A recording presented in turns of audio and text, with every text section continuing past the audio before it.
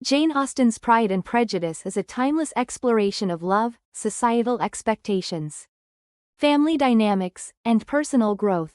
Set in the English countryside during the early 19th century, the story revolves around Elizabeth Bennet, the intelligent and spirited second daughter of a middle-class family, and her evolving relationship with the wealthy and initially aloof Mr.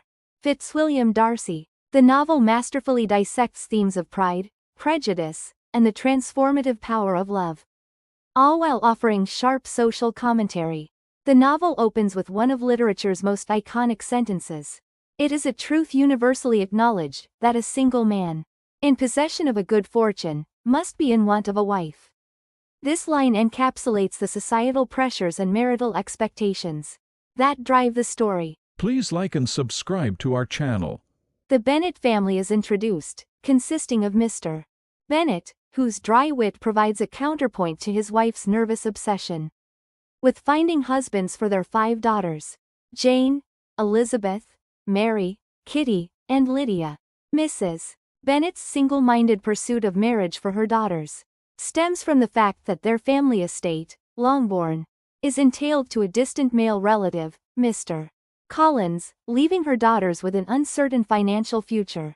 When news arrives that a wealthy young man, Mr. Charles Bingley, has leased the nearby Netherfield Park, Mrs. Bennet exclaims, "A single man of large fortune, 4,000 or 5,000 a year. What a fine thing for our girls." The stage is set for a social and romantic whirlwind. At the Meryton ball, Mr. Bingley makes an immediate impression with his affable nature and charm. Jane Bennet catches his eye, and the two begin to form a gentle and mutual attraction. Meanwhile, Mr. Darcy, Bingley's wealthy and reserved friend, strikes a very different chord. Elizabeth overhears Darcy dismissively remarking, "She is tolerable, but not handsome enough to tempt me." This moment becomes pivotal in shaping Elizabeth's initial dislike of Darcy, and she declares to her sisters afterward, "I could easily forgive his pride, if he had not mortified mine." Jane's beauty and kindness captivate Bingley, and their relationship begins to blossom. However, Darcy, observing their interactions, becomes concerned that Jane's calm demeanor indicates a lack of genuine affection for his friend. Elizabeth, keenly perceptive, notices Bingley's sisters and Darcy subtly trying to influence Bingley. Charlotte Lucas, Elizabeth's pragmatic friend, advises her that Jane must show more affection than she feels if she hopes to secure Bingley's heart. Despite Jane's reserved nature, her feelings deepen as their connection grows.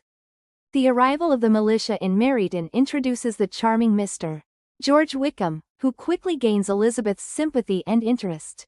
Wickham shares a story of being wronged by Darcy, claiming that Darcy denied him a living that had been promised by Darcy's late father. Elizabeth, already predisposed to dislike Darcy, believes Wickham without question.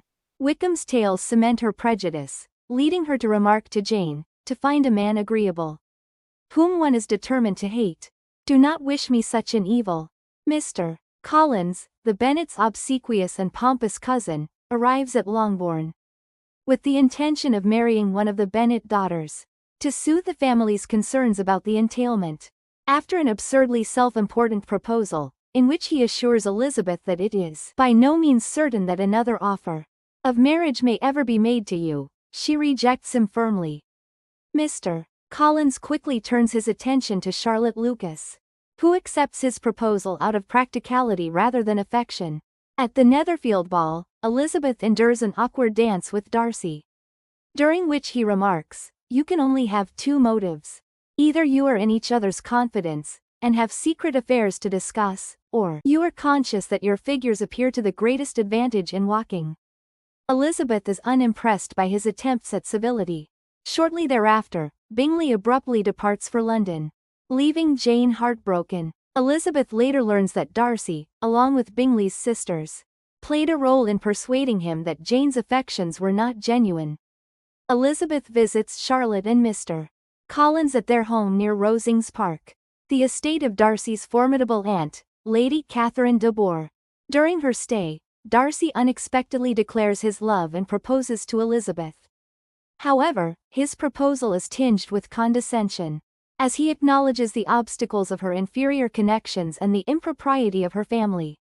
Elizabeth, furious, rejects him, saying, "From the very beginning, from the first moment, I may almost say of my acquaintance with you, your manners impressing me with the fullest belief of your arrogance, your conceit, and your selfish disdain of the feelings of others, were such as to form the groundwork of disapprobation, on which succeeding events have built so immovable a dislike." Darcy is stunned but leaves her with a letter explaining his actions.